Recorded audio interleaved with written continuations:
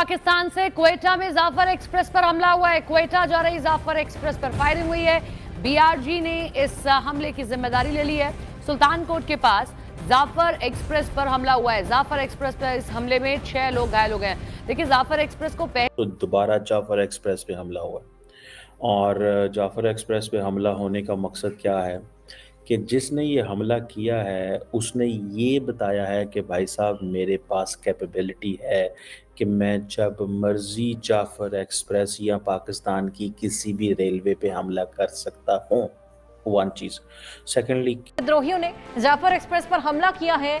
पेशावर से क्वेटा जा रही थी जाफर एक्सप्रेस और ये पहली बार नहीं, इससे पहले भी जाफर एक्सप्रेस पर अटैक किया जा चुका है और एक बार फिर से जाफर एक्सप्रेस पर अटैक किया गया है। पेशावर से क्वेटा जा रहे थे और इसी बीच में ये अटैक देखने को मिला है।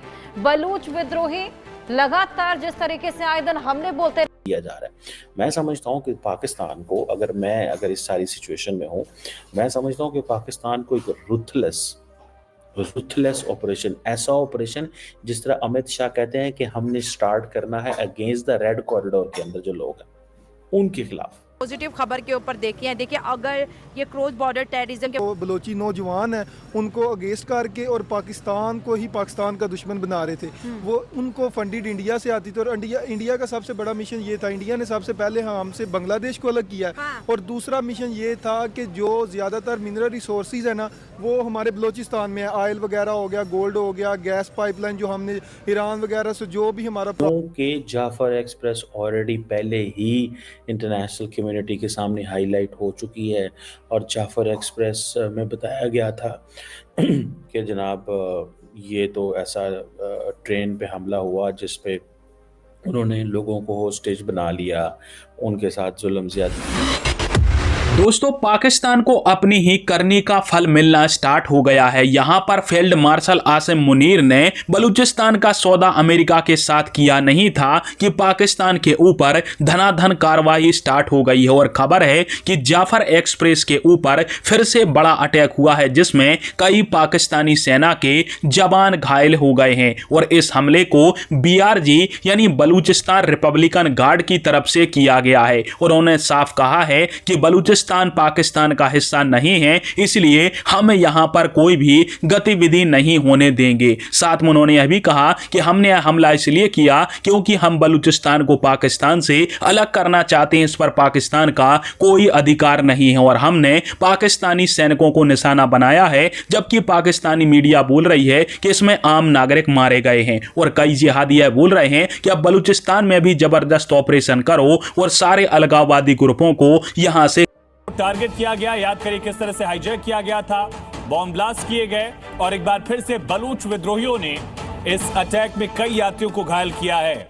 पाकिस्तान के क्वेटा में जाफर एक्सप्रेस ट्रेन पर एक बार फिर से बड़ा हमला बलूच विद्रोहियों की तरफ से। तस्वीरें आप देख सकते हैं, पूरी ट्रेन जो है उसके कई कोचेस डिरेल हो चुके हैं। हाल के कई महीनों में लगातार इस ट्रेन को टारगेट किया गया है। पाकिस्तान के क्वेटा का पूरा मामला, जाफर एक्सप्रेस ट्रेन को एक बार फिर से बलूच विद्रोहियों ने निशाने पर लिया, अटैक किया और इस हमले में कई यात्री घायल हुए हैं।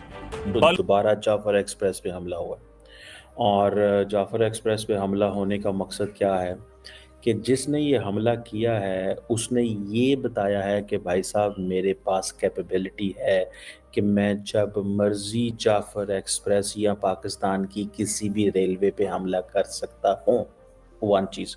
सेकेंडली, क्योंकि जाफर एक्सप्रेस ऑलरेडी पहले ही इंटरनेशनल कम्युनिटी के सामने हाईलाइट हो चुकी है और जाफर एक्सप्रेस में बताया गया था कि जनाब ये तो ऐसा ट्रेन पे हमला हुआ जिस पे उन्होंने लोगों को होस्टेज बना लिया, उनके साथ जुल्म ज़्यादती हुई, सारा कुछ हुआ, मारे गए, सारा कुछ। बाय द वे, मैंने जाफर एक्सप्रेस ड्रोन हम कर सकते, ये ज़हन में रखिएगा, इसको कीप दिस इन माइंड। आप उसकी टेक केयर नहीं कर सकते। जो कुछ जाफर एक्सप्रेस में हो रहा है, जो कुछ वहाँ पे होता है, आप उसकी टेक केयर नहीं कर सकते। इतना लंबा बॉर्डर है, इतनी लंबी ट्रेन की पटड़ियाँ हैं, इतना कुछ है, आप कैसे उसको संभाल सकते हैं? दिस इज़ नॉट पॉसिबल, ये होना ही होना है। और ये आज सी पैक है और हमें उतना पैसा नहीं मिल रहा और हमारी चीज़ें जो हैं यूज़ हो रही है, हमारी गैस इस्तेमाल होगी, हमारा ये जो कि आपको पता है पिछले कई सालों से हमारी पार्लियामेंट में भी स्पीचेस हो चुकी हैं। अब आपको क्या लगता है कि अमेरिका की एंट्री बलूचिस्तान में और सेम टाइम पे चाइना की भी एंट्री है, तो दोनों बड़ी पावर्स को एक टाइम पे पाकिस्तान डील करेगा और किस तरह चीज़ें आपको नज़र आ रही हैं होती हुई? मुझे ये बड़ा कम्प्लेक्स टॉपिक है, इससे अमेरिका का ख़ास इतना नहीं आइडिया कि वो कब तक उन्होंने एंट्रेंस किया, लेकिन चाइना का एज अ गेम चेंजर वो ज़रूर है। वहाँ पे तब तक ये चीज़ें क्रूशल होगी, इम्पॉर्टेंट साबित होगी जब वहाँ के लोगों को भी इत्माद में लिया जाए। सही बात है, कोई भी लोकल कंट्री, लोगों का ट्रस्ट जीतना लोगों का ट्रस्ट बहुत ज़रूरी है, तो वहाँ के लोगों के साथ अच्छा रवैया रखें तो वो भी अच्छा फिर रिस्पॉन्स में ये तो बड़ी, जब भी कोई प्रोजेक्ट हो तो भाई जब तक लोकल आपके साथ नहीं है ना, लोकल फॉर वोकल, वो अक्सर मैं बात कहती हूँ। पॉजिटिव खबर के ऊपर देखिए अगर ये क्रॉस बॉर्डर टेररिज्म के वो बलोची नौजवान हैं, उनको अगेंस्ट करके और पाकिस्तान को ही पाकिस्तान का दुश्मन बना रहे थे।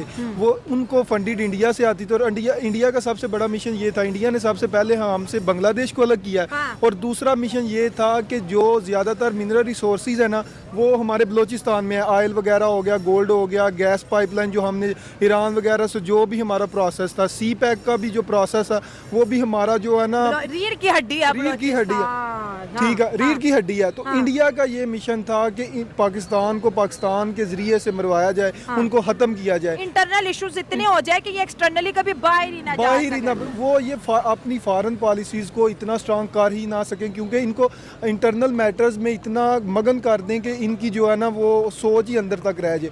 ये आज वो बैन हुई है, इंडिया इंडायरेक्टली सपोर्ट कर रहा था, लेकिन आज के बाद इंडिया जो है ना इनको अपनी मीडिया पे तो दिखा नहीं सकता, क्योंकि इंडिया यूएनओ का 6th परमानेंट मेंबर बनने के ना हाफ देख रहा था। हाँ। उसके लिए सबसे ज़रूरी था कि आप किसी डायरेक्टली इनडायरेक्टली किसी भी टेररिज्म को और आपका किसी के साथ बॉर्डर शेयरिंग का इशू ना हो। लेकिन किया जा रहा है, मैं समझता हूँ कि पाकिस्तान को, अगर इस सारी सिचुएशन में हूँ, मैं समझता हूँ कि पाकिस्तान को एक रुथलेस ऑपरेशन, ऐसा ऑपरेशन जिस तरह अमित शाह कहते हैं कि हमने स्टार्ट करना है अगेंस्ट द रेड कॉरिडोर के अंदर जो लोग हैं उनके खिलाफ। ठीक है, जो रेड कॉरिडोर में लोग हैं उनके खिलाफ जो है वो ऑपरेशन, जिस तरह वो कहते हैं ना शुरू करना है, ऐसा ऑपरेशन जैसा वो कहते हैं 2026 के शुरू में हम खत्म कर देंगे, फिर कहते हैं 2025 के आखिर में खत्म कर, ऐसा ऑपरेशन होना चाहिए। और दूसरा ये है कि इंडिया के अंदर भी या दुनिया के अंदर भी जो तंजीमें हमले करती हैं, वो तंजीमें तब तक कामयाब नहीं होती जब तक इंटरनल सपोर्ट ना हो। ये सारी की सारी इंटरनल सपोर्ट है और कुछ नहीं है, इस चीज़ को जहन में रखें। ये सारी की सारी इंटरनल सपोर्ट है। और ये अभी सिंध में हमला हो गया जी, जाफर एक्सप्रेस। ओ भाईजान, जाफर एक्सप्रेस जो है ना, ये बेसिकली इट्स अ सिंबल।